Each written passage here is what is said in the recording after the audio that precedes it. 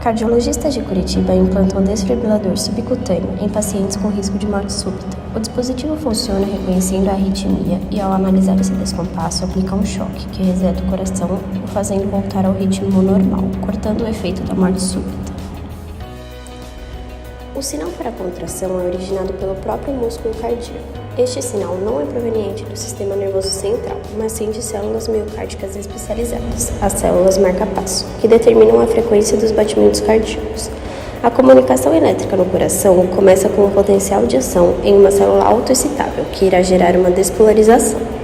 A atividade elétrica do coração, por convenção, é dividida em 5 fases, sendo a fase 0, quando a onda de despolarização entra na célula contrátil através das junções comunicantes. O potencial da membrana torna-se mais positivo. Os canais de sódio, dependentes de voltagem ou corrente de entrada de sódio, se abrem, permitindo que a entrada de sódio despolarize rapidamente a célula. O potencial de membrana atinge cerca de 20 mV. A fase 1 é responsável pela repolarização inicial, que é quando os canais de sódio se fecham e a célula começa a repolarizar à medida que o potássio deixa a célula pela corrente ítalo que passa através dos canais de potássio abertos.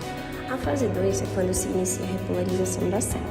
O potencial de ação se achata e forma um platô como resultado da ação da corrente de saída ultra rápida de potássio, a ICUR, e a corrente de cálcio, a IKE, gerando uma diminuição da permeabilidade e do efluxo do potássio e aumento da permeabilidade ao cálcio. É uma fase em que ocorre perda constante de íons positivos e ganho de íons negativos, mantendo o potencial estável por um longo período de tempo, mantendo o potencial de ação interno da célula acima de 0, onde é possível manter a célula cardíaca contraída por mais tempo. Os canais de cálcio voltagem dependente são ativados pela despolarização e abertos lentamente nas fases 0 e 1, quando ocorre a abertura total dos canais de cálcio e, consequentemente, a sua entrada. E, ao mesmo tempo, alguns canais rápidos de potássio se fecham. A fase 3 ocorre a repolarização rápida, que é quando os canais de cálcio se fecham, a permeabilidade ao potássio aumenta e o platô chega ao fim, quando a perda de potássio supera a entrada de cálcio. As correntes retificadoras de potássio, a IKR e a IKQ, e a corrente retificadora de influxo, a IK1, geram um rápido efluxo e, consequentemente, a célula retorna ao potencial de repouso. A fase 4 é onde o potencial de membrana permanece em repouso, as células contráteis têm potencial de repouso estável de aproximadamente menos 90 mV.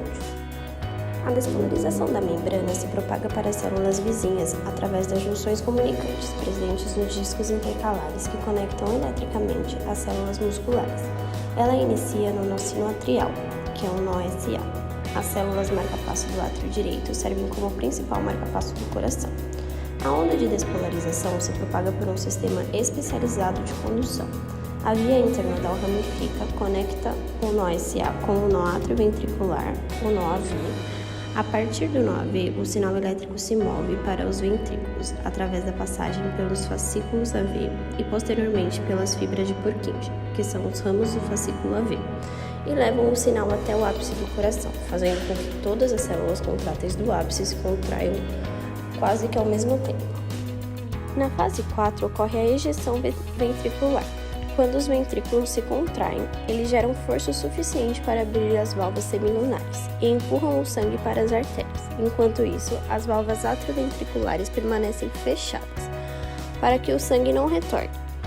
Fase 5 é onde ocorre o relaxamento ventricular. No final da ejeção ventricular, os ventrículos começam a repolarizar e relaxar, diminuindo a pressão dentro das câmaras. Essa redução faz com que o fluxo sanguíneo retorne para o coração.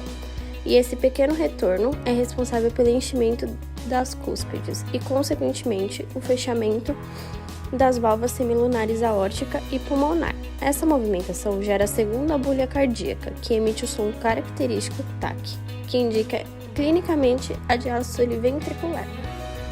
A reentrada é um distúrbio cardíaco na condução do impulso elétrico. Pode ocorrer a partir do circuito na taquicardia de reentrada nodal ou por reentrada atrioventricular. A taquicardia por reentrada nodal acomete geralmente pacientes com cardiopatia estrutural. Esses pacientes apresentam dupla via nodal, uma de condução rápida e uma de condução lenta.